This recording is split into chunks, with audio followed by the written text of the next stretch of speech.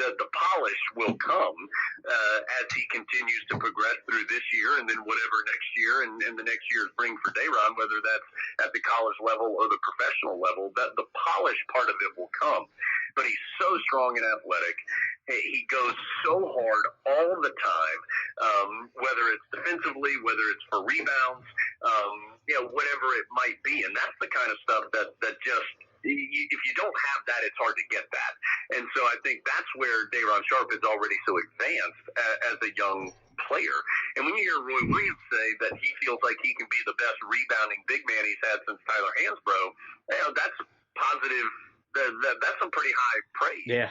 Not just because of what Roy Williams thinks about Tyler Hansbrough and the career that Tyler had here in Chapel Hill, but the players that have been here since then. You're talking about guys, great rebounders like Bryce Johnson and Kennedy Meeks and Tony Bradley and Isaiah Hicks. And, there have been some terrific players in that 10-year window or so between Tyler Hansbrough and now Day'Ron Sharpe. And so that's some pretty high praise from somebody who knows what he's talking about in Roy Williams. So I love watching Day'Ron Sharpe play.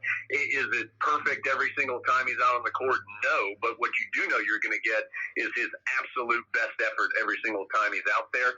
And every time he plays, he's getting a little bit better, and I think that's what's so exciting about watching him out there for Carolina. A couple more things before I let you go, Jones. Carolina's got some big lifts this year from both Andrew Platek and Leaky Black. And you know as well as anybody that there's been a lot of discussion about Andrew Platek and how he shouldn't be, on the roster for Carolina, and how Leaky Black just hasn't lived up to the hype that whenever he committed to the Tar Heels. But they both hit game-winning shots for Carolina in this 3-game winning streak, and they brought a level of, you could say, leadership both on and off the court. What have those two, in your opinion, brought to this team, both in the wins and in the losses this season? Well, I think it just shows you the value of experience at the college level. And we were talking about Caleb Love a minute or two ago, just about how challenging it is what he's trying to do as a freshman. And for Leaky and for Andrew Platek, I think what you're seeing is guys that have been around the block a little bit at the college level, and their game has continued to grow. They've experienced high levels of success. They've experienced some really tough moments too. And just like with anything, all of those, that bank of experience is, if you're smart and you use it to your advantage, which both those guys are and are doing, it makes you better. And they've continued to work on their game. They've continued to work on their bodies, and they're just good older players.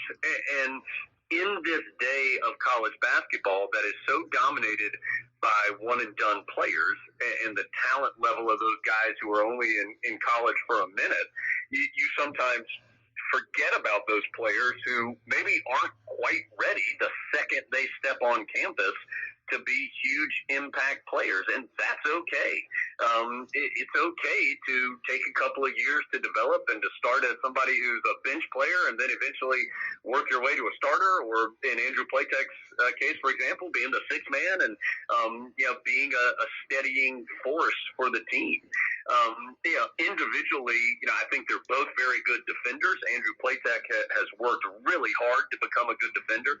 We know Leaky Black's physical ability really makes him a good defender. We saw that the other night against Syracuse when he shut down Buddy Boeheim, who's a terrific offensive player, in the second half.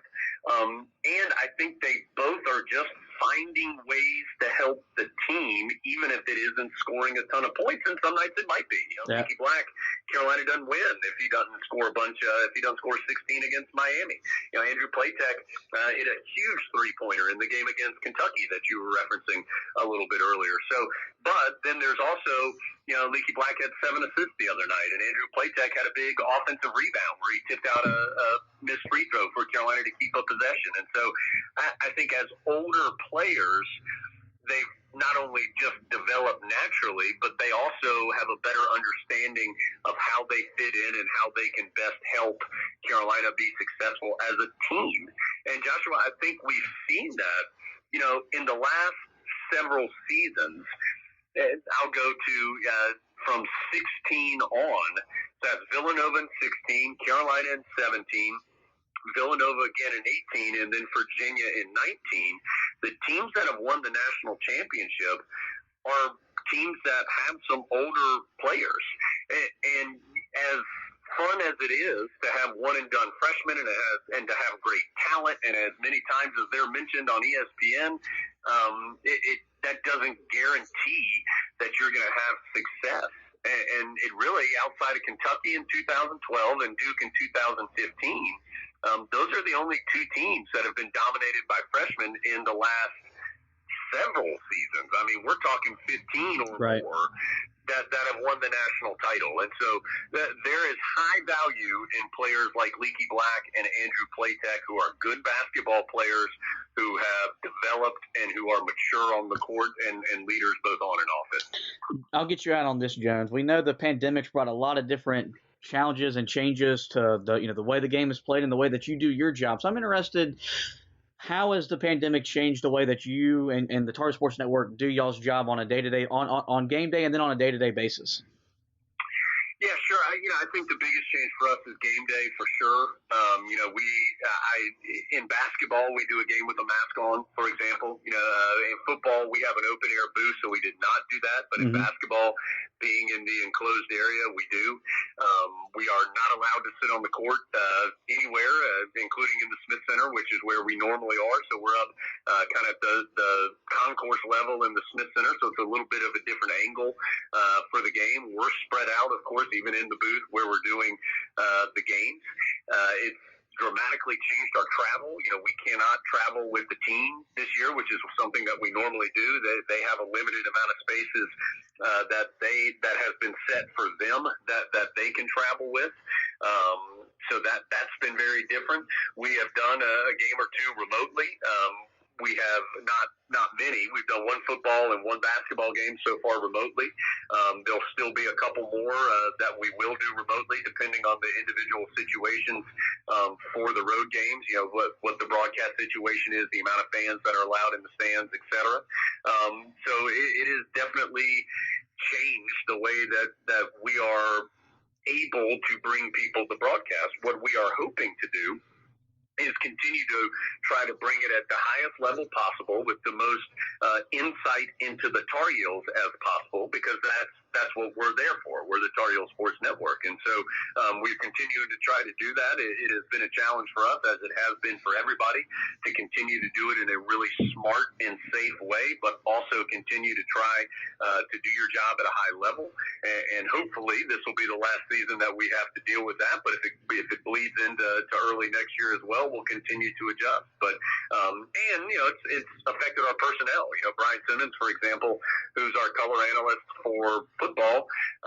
Brian lives down in Orlando, and we just didn't think it was smart for him to be on a plane, every single week to fly in wherever Carolina was, even if it was a home game, and then back home. And so instead, he only did the Florida State game and the Orange Bowl in person with us. And the rest of the year, he would do a pregame and postgame segment with us. And Lee Pace, who's normally our sideline reporter, he was up in the booth and doing the analyst work. Right. Eric Montross, who's our analyst in basketball, Eric has not traveled at all. So he'll do the home games. And if we are on the road remotely doing a game, he'll do that. But if not, he'll be involved in kind of pre-half post and coming out of commercial break sometimes.